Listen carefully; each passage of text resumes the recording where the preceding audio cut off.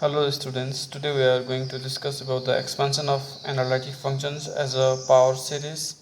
So using a Taylor's theorem or Taylor's series, we can expand any analytic functions as a power series. So the statement of Taylor's theorem is a function fz which is analytic at all point interior of circle C with center at alpha and radius r at each point z interior to C, then fz is equal to summation n equal to 0 to infinity an z minus alpha to the power n, where an is fn alpha divided by n factorial. So this is in the form of a power series. Okay, so now proof of this theorem. Let us consider a z naught be an arbitrary point and alpha be a fixed point within C, and let z naught minus alpha equal to r. So we are choosing a radius r. So let me show here in this figure. So first is C, which is a closed control. Okay, so now z naught, any arbitrary point inside C1, we are choosing another circle C1 inside C. Okay, and from alpha to C, a radius is r, and alpha to C1, this is a row. Okay, and then this capital R, it is a distance of z naught from alpha. So you can see here a three circle for C, C1, and a circle whose boundary point content and z naught and radius is r. Okay, so now we choose a positive number row which lies in between small r and capital R. You can see here r and then row and capital R. So row content in capital R, between the capital R and small r. Okay, so let C1 be the circle given by z minus alpha equal to row. So here you can see here C1 whose center point is also alpha and radius is row. Okay, so this z minus alpha denotes a circle C1. Okay, so now therefore the circle C1 lies entirely within C and z naught is interior point of C1. So you can see there z naught also contained inside C. So z naught is also interior point of C. Since f is analytic within C, it is already given that f is analytic, therefore f is also analytic within and on C1, because C1 lies entirely within C1 C. So f is also analytic within and on C1. Therefore by Cauchy integral formula,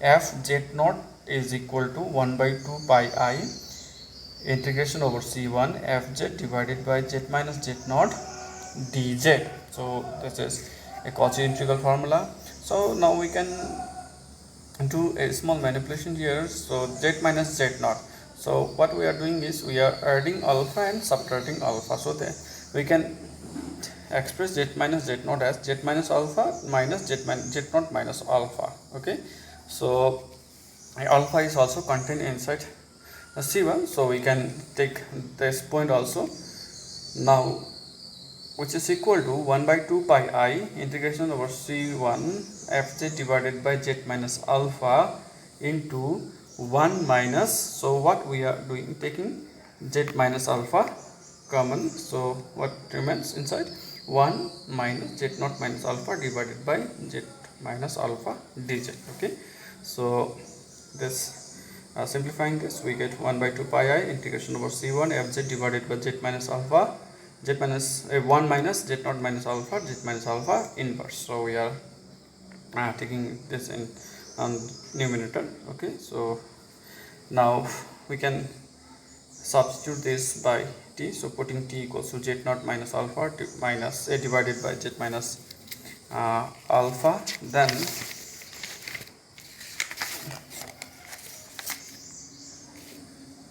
it becomes 1 by 2 pi I integration over C1 integration over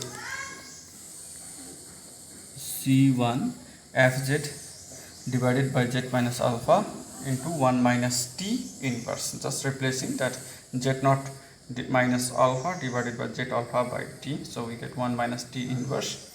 So now which is equal to n minus 1. Just what we have to do here is we have to use the expansion of 1 minus t inverse, that is equal to 1 plus t square plus t to the power n plus goes up to uh, t to the power n divided by 1 minus t. So this is a expansion of 1 minus t inverse. So just we are using this expansion here. So and then we are separating terms of 2t to the power k. We are writing to the power n minus 1 terms. Okay, so this is not n minus 1, t to the power n minus 1 terms. So writing in separately. Okay, so and then changing putting a limit k equal to 0 to n minus 1, this 1 by 2 pi I integration over c1 fz divided by z minus alpha tk up to t minus 1. And again second terms will be 1 by 2 pi I integration over c1 fz divided by t minus alpha tn by 1 minus t zt. Only uh, this term tn by 1 minus t, sorry, 1 minus t uh, taking separately. Okay, so and then multiplying by 1 by 2 pi I integration over c1 fz by z minus alpha. Okay, so then what we now here we can substitute t. What is the value of t? T is z naught minus alpha divided by z alpha. Again we can substitute here z naught minus alpha, z minus alpha. Okay, and all other terms remain as it is, and then simplifying this second part. So first term will taking keeping as it is, and then simplifying second term, what we get, just fz z naught minus alpha to the power n, numerator is same, and in denominator z minus alpha to the power n, this z naught minus alpha to the power n, and then taking LCM, what we get, z minus alpha minus z naught plus alpha divided by z minus alpha. So we can cancel out z minus alpha from numerator and denominator, so only this will remain z minus alpha minus z naught plus alpha. Okay, so now here summations from k equal to 0 to n minus 1, 1 by 2 pi I integration over c1, it is also a c1. Okay, c1 this first part is same as above, and second term just we are replacing alpha. We get just what will remain, z minus z naught minus alpha to the power n. So now here in the first part, what we have to do is just putting k factorial in numerator and denominator as well. So when we put numerator k factorial in numerator and denominator, and this is a fixed number. Okay, matlab this is a z naught minus alpha is a number, so we can take outside.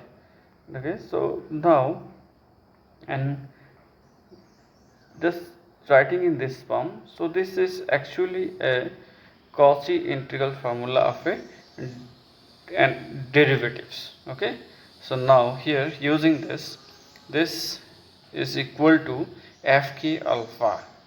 Fk alpha is equal to k factorial divided by 2 pi I integration over c1 fz divided by 2 minus alpha z minus alpha to the power k plus 1. So in the first part we can write k equal to 0 to n minus 1 k factorial fk alpha z naught minus alpha to the power k. Okay, and in second part k as it is 1 by 2 pi I integration over c1 fz divided by z naught minus z naught minus alpha divided by z minus alpha and dz. So now here you can write this first term in this form, k equal to 0 to n minus 1 ak z naught minus alpha to the power k plus rn, where ak is equal to fk alpha divided by k factorial. This first part of this product, fk alpha divided by k factorial, can be replaced by ak plus rn is this second term. Okay, now we have to check the convergence of this second terms. If this second terms converges to 0, then the first part already we have obtained, that is the expansion, that is also in a power series. Okay, that is also a power series. So now we have to check the expansion of convergence of second part. Okay, so in order to check convergence of second part, so now since f is analytic, so using the condition of analyticity within and on C, there exists a positive number m. Okay, there always exists a upper bound m for all z belongs to C, and also given that z minus alpha is rho and z naught minus alpha is r. So as you know from this figure, z minus alpha is rho and z naught minus alpha is r. Okay, so now z minus z naught is always greater or equal to z minus alpha minus z naught minus alpha. Just we are using this inequality. Okay, z minus z naught can be written in this form, z minus alpha minus z naught plus alpha. Okay, so it is always greater or equal to this. Then z minus alpha is rho, z naught minus alpha is r. Okay, so now taking the modulus of Rn, when we take the modulus of Rn, mod of 1 by 2 pi I is only 2 pi, and mod of integration C1 fz divided by z naught, z minus z naught, z naught minus alpha to the power n, z minus alpha to the power n dz. Okay, so what from the condition of analyticity and from ML formula, we have fz is always less or equal to m, so replacing fz by m. Okay, so z naught minus alpha is r, so r to the power n divided by 2 pi, z minus z naught is again rho minus r, z minus alpha is rho to the power n. Okay, so 2 pi rho, when we differentiate this mod of dz, not differentiate, when we integrate mod of dz, so our arc is a circle C1, okay, and radius is rho. So when we integrate that circle, okay, along that circle, so total length will be the value, so that is also equals to circumference of circle. So 2 pi rho is the value of integration mod of z. So we can cancel out 2 pi, and again m rho to the power rho only, and then rho minus r is there in numerator, and r to the power n by rho, that is r by rho to the power n.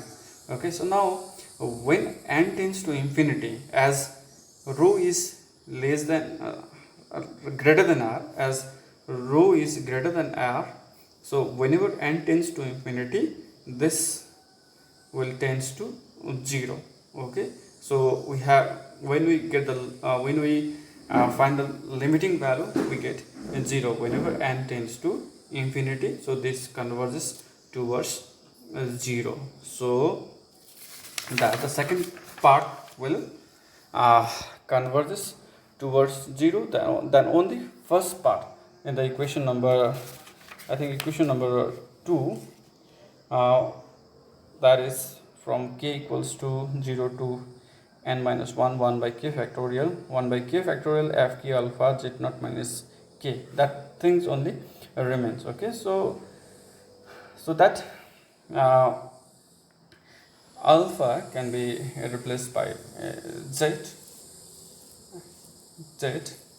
and that n, then we can change the limits of that summations. Okay, so now just writing here, first we have started from fz. Okay, when we use the Cauchy integral formula, we have started with the fz naught, so which is equal to n equal to 0 to infinity an z naught minus alpha to the power n.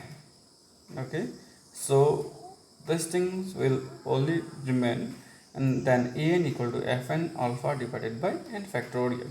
Okay, since z naught is an arbitrary point within C, therefore for every point z interior to C,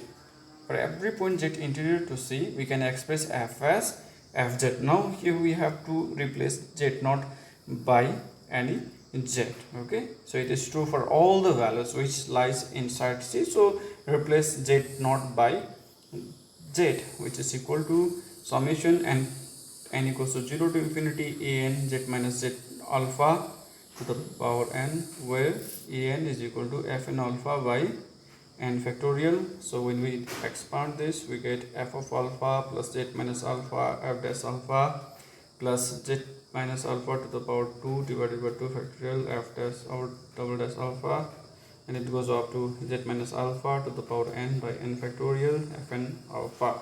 So this is a Taylor series representations of a analytic functions. So again, we have a Maclaurin series. When we put alpha equals to 0 in this Taylor series, we get f of z equal to f of 0 plus z f dash plus z f dash 0 z squared f double dash 0 divided by 2 factorial plus goes up to zn fn 0 by n factorial. So this is known as Maclaurin series. We are expanding analytic functions near the origins. Okay, so this is known as Maclaurin series. Thank you.